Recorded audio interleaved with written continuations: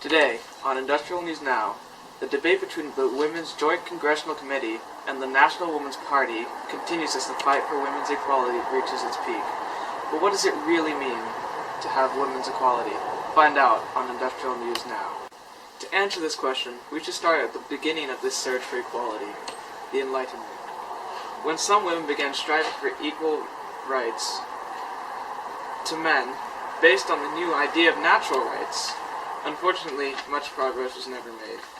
In the 1830s, both European and American women began arguing for the right to divorce and own property.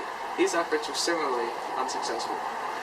But property wasn't the only thing a woman had to fight for, as jobs were also hard to come by, and those that could be acquired were almost not worth it. For more on this, we have Mr. Duchesne to fill us in on the past working conditions of the woman.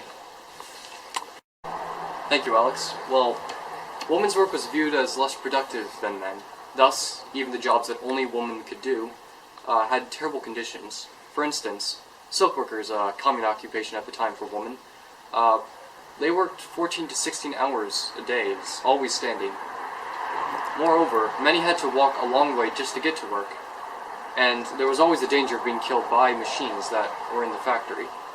And it was these very workers who earned the least and had the most layoffs.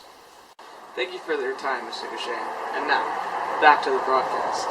Women's jobs didn't remain so horrible as they were able to find more employment during the war.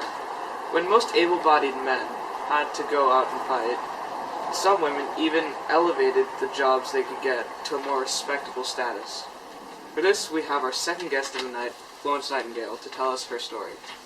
My name is Florence Nightingale, and I'm a professional nurse.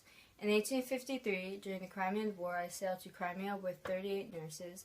I was put in charge of a hospital for our British soldiers, maintaining the hospital floors and made sure patients received medical care and attention. During the time I wasn't working, I taught our soldiers how to read and write. About 6 years later, in 1860, I decided to transform nursing into a profession for women by donating $222,000 to St. Thomas's Hospital for a nursing training school, and we were known as the Women in White. When at age 16, I heard the voice of God telling me to complete a special mission, which was to help people. Growing up, I enjoyed caring for young children and infants and spent the majority of my time studying health.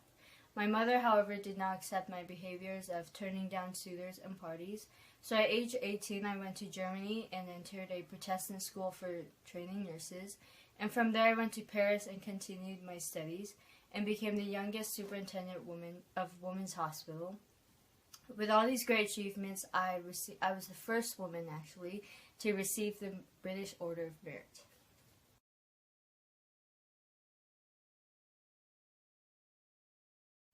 Thanks to Florence Nightingale for her story. Moving on, back in the 1840s and 50s, women began to call for equal political rights, such as voting. At this point in time, women were only allowed to vote in certain states.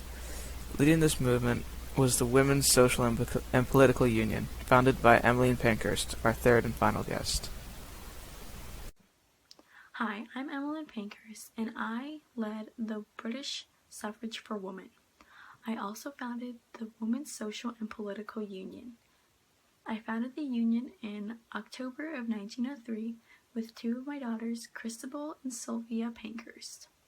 The members of the union were called suffragettes by the press. In order for us to get attention, we did many different publicity stunts.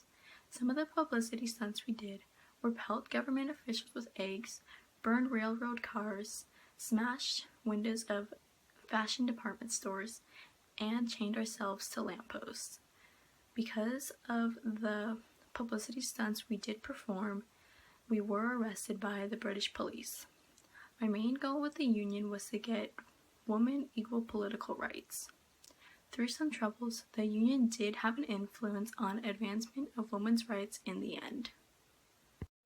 Thank you, Emmeline Pankhurst. I'm sure the women of the world would also like to thank you for leading the way to modern feminism.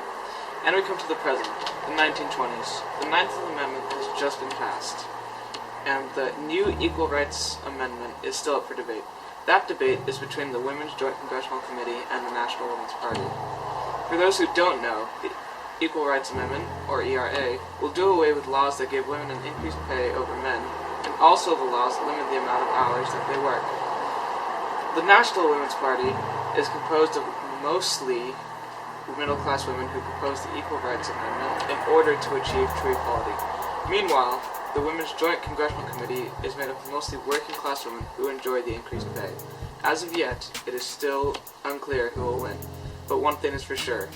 As long as there are two different opinions on equality, true equality will be impossible to reach.